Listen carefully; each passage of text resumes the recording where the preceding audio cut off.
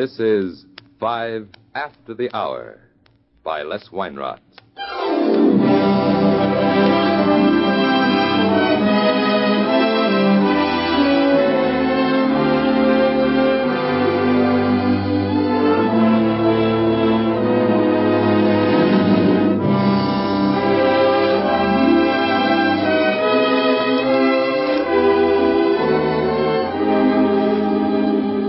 Prepare yourself, make ready, for the clock's hands have come to rest at 5 after the hour.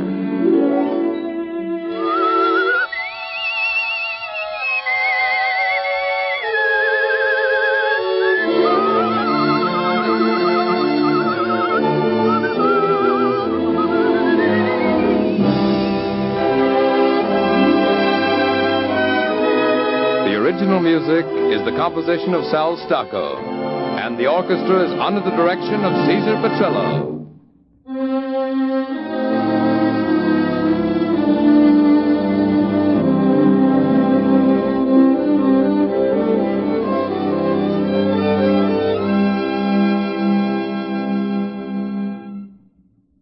This is the play. Its title, 40 Winters.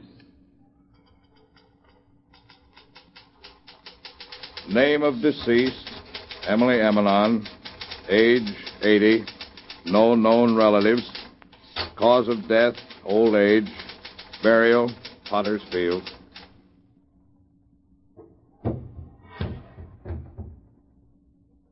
This is it. Everything the old lady had is in this trunk. Just cleaned her room out. Rented it this morning. Not that there was anything much to clean. Miss Eminem kept her room neat and tidy, every pin in place. Well, I gotta be going back... Just a minute, please. The laws of the state require that you remain here as a witness while we go through the property of the deceased. And we'll require one other witness. Land sakes, rules, rules, rules. I just told you the old lady didn't have kith nor kin in the world. She didn't leave no fortune in $1,000 bills around either. The laws of the Commonwealth order this procedure, ma'am. We'll be obliged to you if you'll secure the second witness. Very well. I'll see if Mr. Budkins is in. He's retired. He's got one of the better rooms up front with a private bath. Old lady didn't leave much, huh? Camelback trunk. Didn't know there were any still around. Somebody must have brought that thing across the plains in a covered wagon. You know, death's a funny thing. Oh, no, don't tell me you're going to get philosophical. I don't know. You live and you collect things. All sorts of things. They mean something, each of them, to you alone. Then you cork off and we step in for the state. Yeah, then you die.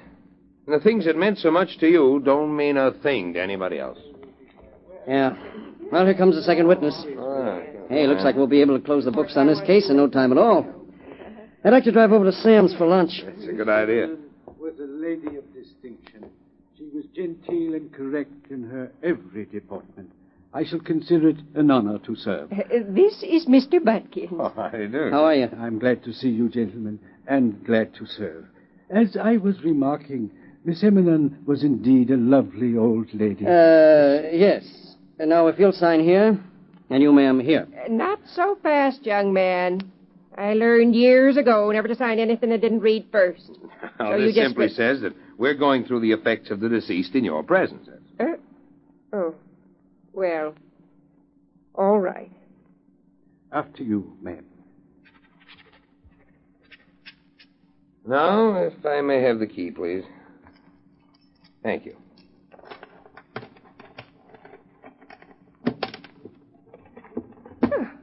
See? Everything neat as a pin. What did I tell you? She was neat as a pin. Rest her soul. A perfect lady. A perfect lady. I remember well the first day she arrived here. Let me see. It was a year ago. 13 months, 3 weeks, and 2 days. Went just like that. Just like that. Said she was tired. Tired of living. And she died. Letters, documents, photographs. Maybe we'll turn up an insurance policy or something of value. Maybe we'll be able to save the old lady from Potter's Field. Although to me, Wouldn't matter. I say when you're gone, you're gone. Here, take these documents and read them off. I'll check these other papers and letters. Right. Such a fine lady. I always meant to engage her in conversation. Well, she never was one for just talking. First down to meals and the first to leave the table. No parlor visiting, right up to her room. Except on Sundays. She was a church-going woman. Here's a birth certificate. Emily Clarice Smith. Smith? That's what it says. Born September 12th, 1865.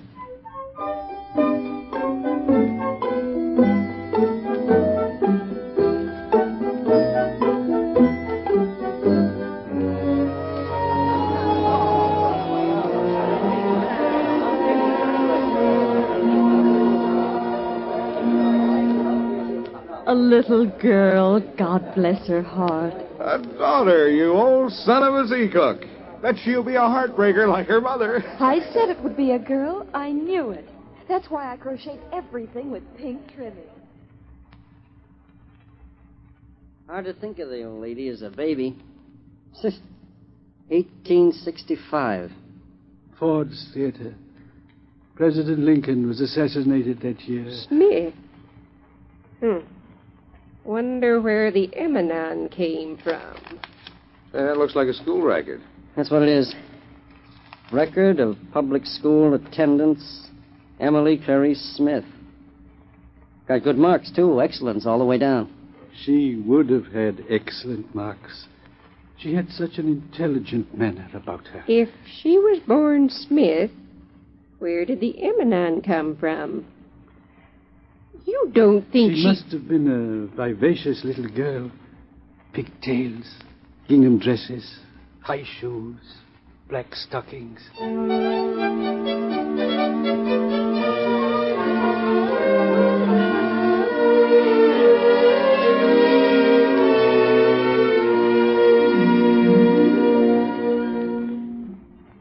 It was very thoughtful of you to volunteer to clean the slates, Emily.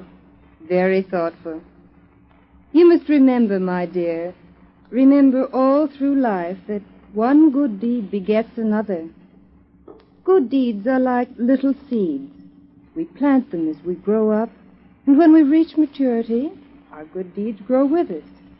And eventually they become beautiful flowers from which we derive pleasure, or great shade trees from which we gain shelter. Yes, Emily, dear, the good deeds we sow as children blossom and bloom into the good things of life when we're at it. No value. Locket on chain. Look. 2 pictures, apparently of father and mother. No value. Nice looking, her people. Resembled her mother. Miscellaneous keys. Funny thing about keys. People always seem to hold on to them, whether they're for anything or not. The feeling of possession, young man. The key gets to mean something after you've opened the door to a home or the drawer of a bureau. I know, but why hang on to them after the home's gone or the bureau's been sold? Maybe it's because a key represents security, a place or thing that is solid. Well, looks like Miss Emanon might have had considerable possessions at one time. House keys, luggage keys. Here's a strange one. Well, it couldn't be for a vault or a strongbox. No, that's too big. Curious, too. It seems to be brass. I remember such a key. My father hung it in the kitchen. It was to our carriage house. I remember the lock on the door, too. Very fancy scrollwork. Thieves were very ornamental in those days, you know. Emily. Yes, Edward? Here. For me? Yeah. It's a key. A great big key. It's my best swap. Johnny offered me his jackknife, the one with the broken blade, and a ball of twine for it. Oh, it's lovely. But I couldn't keep it. Here. It's for you. Keep it. Does it mean anything? Well, it means that as long as you keep it, you're my girl. Bye. Gotta be going. Gotta meet the fellas. I might bring in a few dollars at some curio shop. Market no value. Uh-huh. No value. Those seem to be invitations. Yeah, they are. Invitations and dance programs. Miss Emily Clarice Smith is invited to attend a dancing party from 8 p.m. to 10 p.m. Refreshments. R.S.V.P.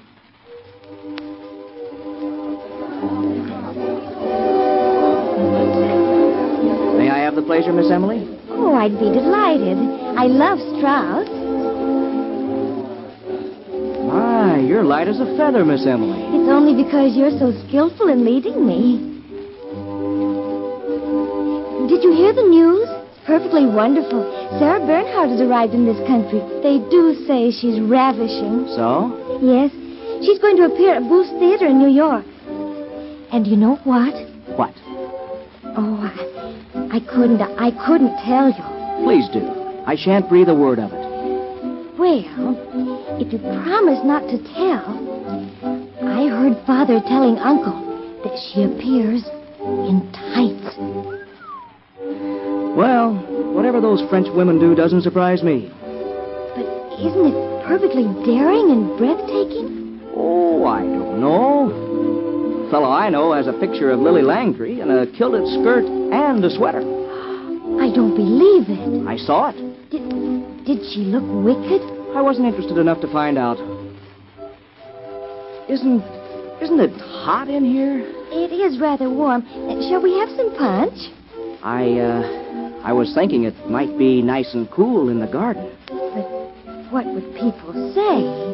Do you care? The lady has to watch her reputation. We could sneak out through the French windows as we passed by. Nobody would notice. And next dance, we could sneak back. I don't know. Where's your courage? Or do I pin the white feather on you? I dare if you dare. All right, come on.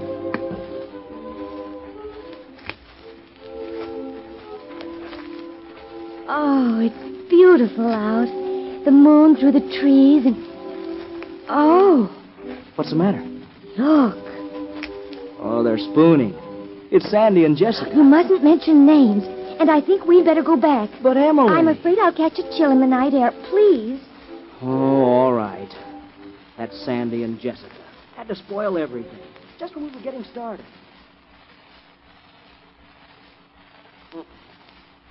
She sure took her education seriously.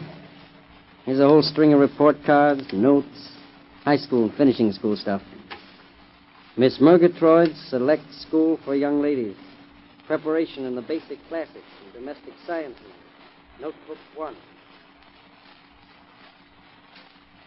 And so, ladies, my concluding remarks are these. What you learn today will not be pertinent to you until you are past 40. For the first 40 years of a woman's life, she is concerned with herself first as a young woman, and then as a mother and homemaker. It is after those 40 years that education becomes important. For then the fledglings have left the mother's nest. Then the birds have flown. Then a woman has done her life's work, made her home, and reared her children. Then in the remaining span, if she is educated, if she has knowledge, her life will be rich and full. If she has not prepared her mind, her thinking patterns, she will be poor and bereft. Therefore, young ladies, it is of utmost importance that you pursue your studies diligently and assiduously.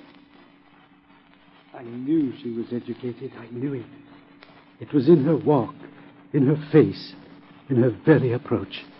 I guess you won't want to pore over these. They seem to be love letters from a gent named Henry H. Emanon. She was married. Well, I never. She didn't mention it once. It was a long time ago. Here's the license. Lovebirds and all. Joined in marriage in the year of our Lord, 1885, on the 7th day of June.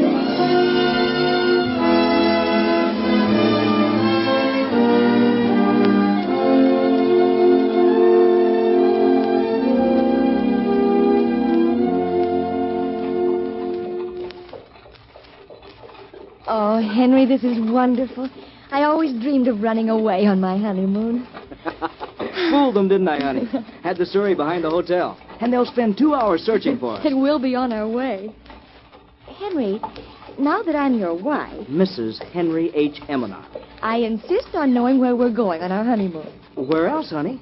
Niagara Falls. Henry! And then New York. Oh. The finest cabarets, the best shows. And who can tell? I might even take you down to the Bowery in Chinatown. Henry! The old lady sure kept odd things. Look at this sheaf of paid doctor's bills. To Henry H. Emanon, Jr., Priscilla Emanon, Henrietta Emanon. Oh, bless her heart. Yeah, here are the pictures. Here's a little price tag there. I don't care if they do grow out of their clothes, Henry. I don't propose to have my children going around looking like scarecrows. I'll do without myself, and so will you. But our children are going to wear clothes that fit them now, not next year. Here's the answer, sir. If you'll permit me to read it. In that old newspaper clipping? Why, it's crumbling with age. A lot more than this paper crumbled, or could have. A woman's entire world could have crumbled about her. Listen. Tragedy struck today at the household of Mr. and Mrs. Henry H. Emanon of this city. The date is June 7th, 1905.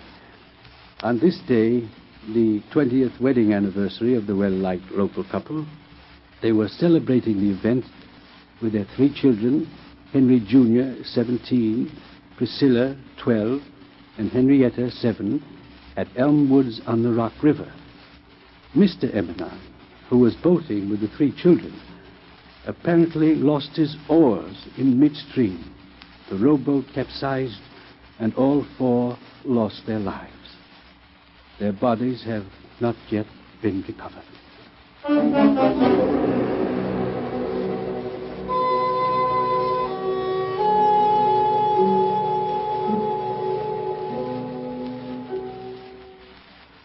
It was almost too much to ask of one poor soul.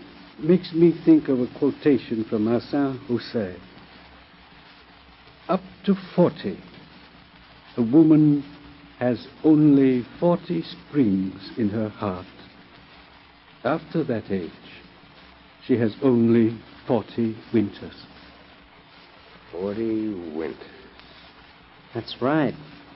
She was only 40 when it happened, and she was 80 when she died.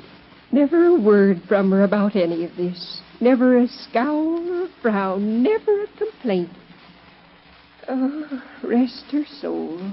She was a great soul, an important soul.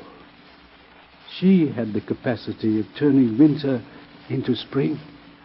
What do you mean? I think I understand.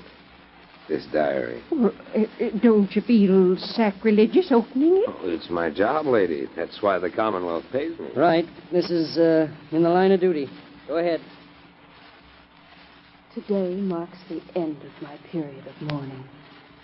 Today, the civilized world says I may lay aside my widow's weeds. But what of the sackcloth and ashes I wear upon my heart? What of the emptiness that is within me? Because those who filled my life are gone out of it forever. This I must face with myself. I must find a way of life for myself. I must continue to live.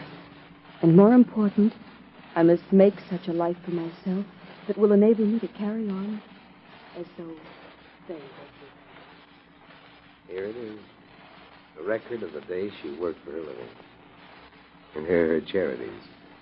Infant welfare work, underprivileged children, Society for the Prevention of Delinquency. Oh, bless her.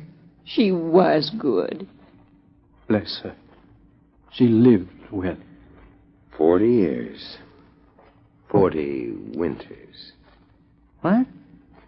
Nothing. We better wind up here. Stay.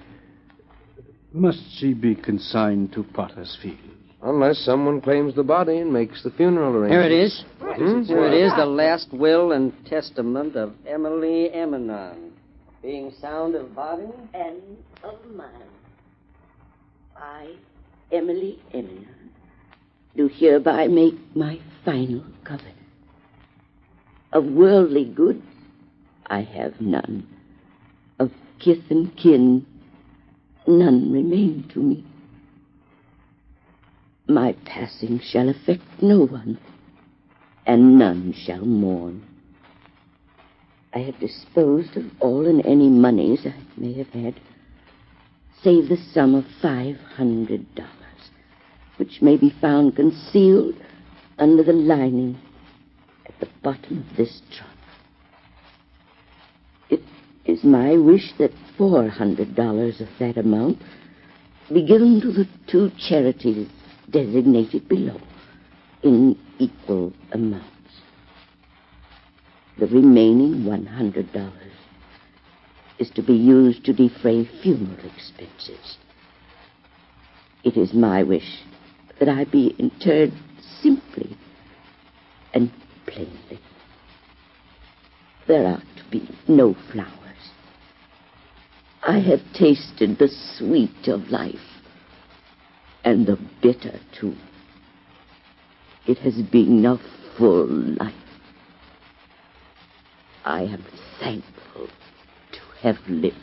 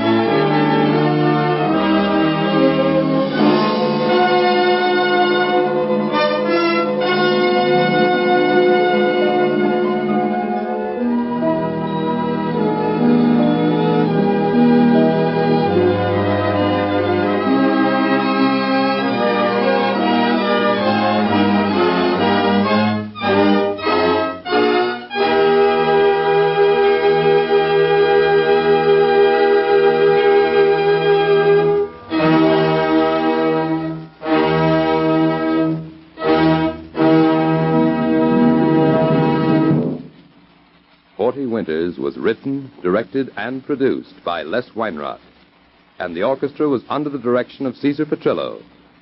Heard on tonight's performance were Joan Alt, Herb Butterfield, Johnny Coons, Lucy Gilman, Charles Irving, Sherman Marks, Maura Martin, Kay Miller, Adrian Moore, Tom Moore, Mary Lou Newmeyer, Norma Jean Ross, and Tony Weinrott.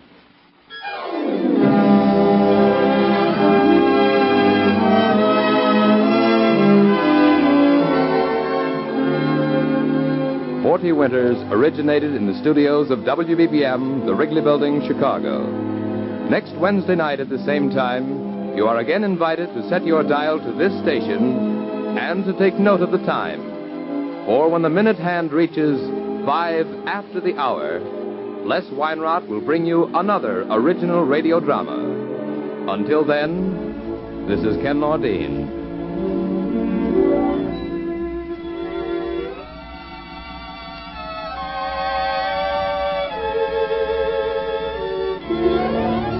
This is CBS, the Columbia Broadcasting System.